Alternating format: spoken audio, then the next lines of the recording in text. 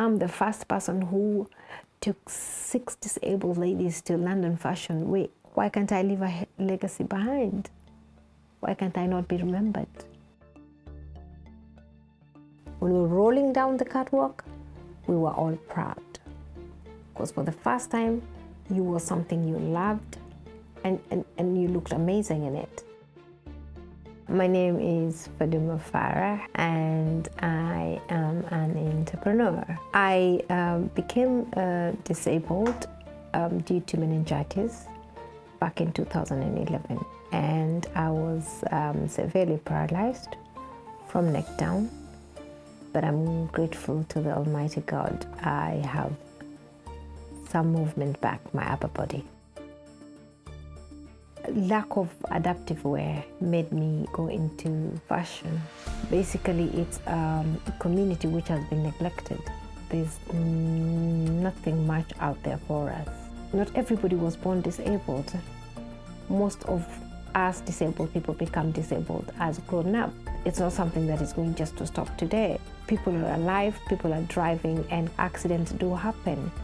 So don't neglect us, and let's have variety of clothes out there. Let's be able to shop just like a normal person does, because at the end of the day, we are all normal and we have the right to feel good. Obviously, I am passionate about fashion. I loved dressing up when I was well and walking, and being disabled doesn't make me stop dressing up and feeling glamorous. And my mother is the one who pushed me to doing it. She asked me, because I really was hoping somebody would make a change. And she told me, if you want to change something, it has to start with you. What are you waiting for? And I actually thought, you know what, that's a good thing. Who else? Who am I waiting for? I spoke to my husband and I spoke to my friend. They thought, this is something big. I don't think you can take upon it. And I died down a bit. I left it for a while. Then I thought, no, I don't think I should leave it, you know. And I called them again. I said, you guys, I really need to do this. And I got a dear friend called Rosie, and she helped me get Oxford Fashion. And ever since my family and friend say, we should have let you do it the first time.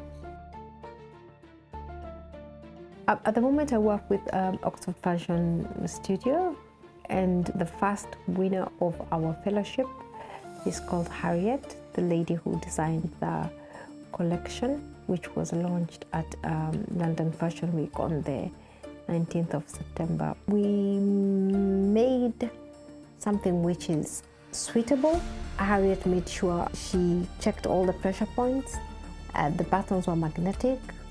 You could easily put it on and put it and remove it. A lot of work went into it. A lot of research was done. Well, when I say adaptive wear, the clothes have to be breathable. We have to minimize the seams. Some people have got less hand dexterity, so our clothes have got magnetic buttons. And for instance, if I was to dress today, two people have to hoist me from my chair onto the bed, dress me, and again hoist me back in. But what we've done is, the dress I was wearing that day at London Fashion Week, I put it on when I was sitting on my chair. So it was very quick.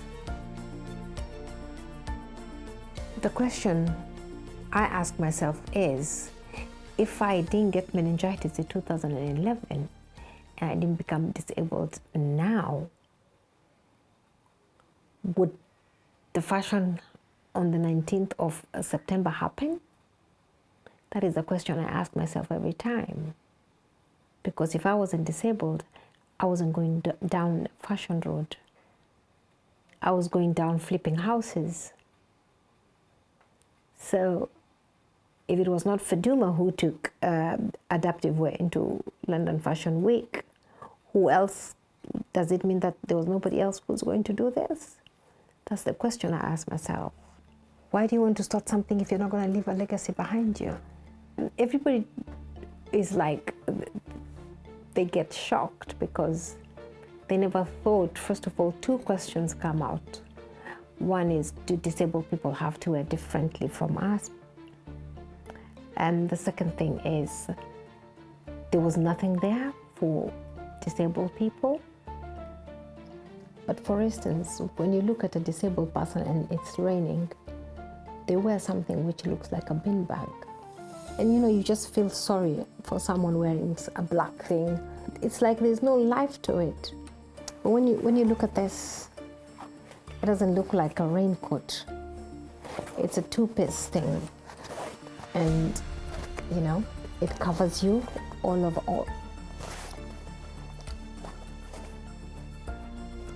That's one.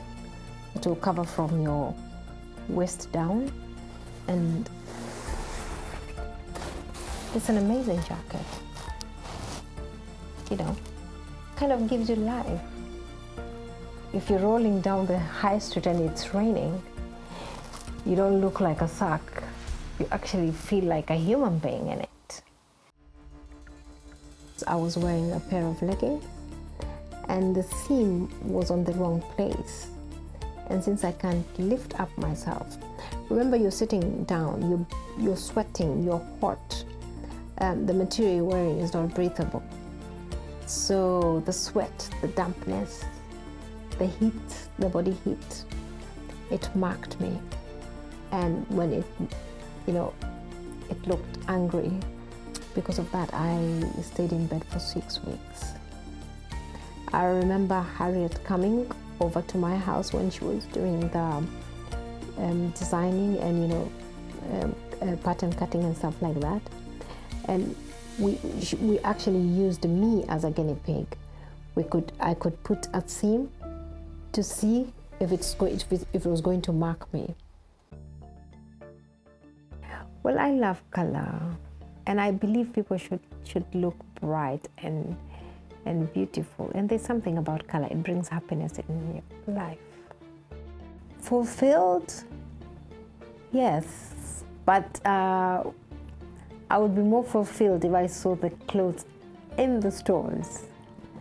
That means it could be worn by anybody who needed them. And the collection is not only for disabled people, it's also for normal people. Because I don't want to feel disabled and just, you know this particular cloth can only be worn by a disabled person. I could wear it, anybody else can wear it. It's my destiny. Whatever happens to you is your destiny. And everything has a reason for it. And nobody has an answer for that. But all you do is you just embrace your destiny and live your life to the fullest. My advice would be, it's not the end of the world. There's always something good out of your situation. And whenever you think you're the worst, just remember there's somebody else who's worse off than you. And embrace life. It's good to be alive.